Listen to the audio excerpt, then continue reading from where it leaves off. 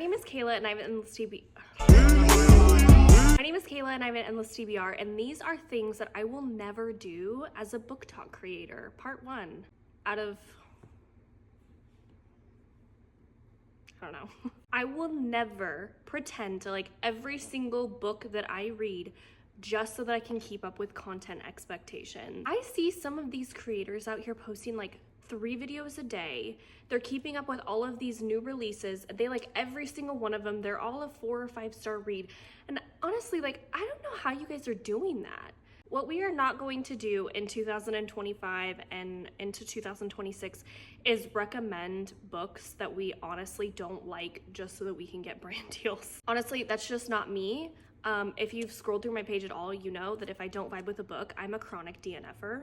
I will not hype something up just because it is trending. My time and your time is way too valuable to fake enthusiasm. I am here to keep it real, so if that means that my quality is over quantity, then is that right? Please help me. I'll have fewer but more honest takes. I am here for funsies. I do not have a PhD in creative writing, but I do want to have nuanced and more open and honest conversations about books. I'm not a professor or a literary critic, so don't expect deep, fancy analysis from me. That being said, if the book's writing wasn't good or the pacing fell off, like, I'm gonna say that.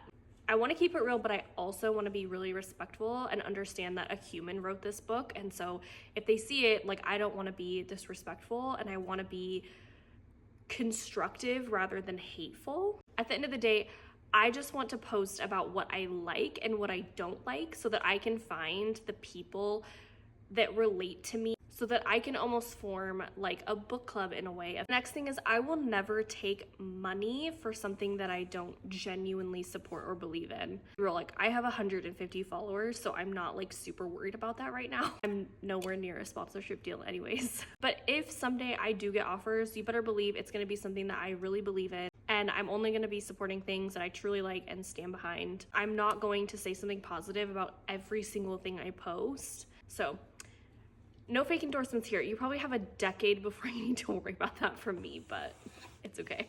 The next thing is, I will never act like there is a right way to be a reader or force anyone to read certain books a certain way in order to be a legitimate reader. Read what you want, how you want. If you love cozy mysteries, great. If all you read is contemporary romance, that's amazing too. If you prefer audiobooks over graphic novels, totally valid. If you literally only listen to audiobooks, guess what? You are still a reader. Reading is not a contest. It sure as hell isn't some like secret club with secret rules. So however you enjoy literature, it counts, okay?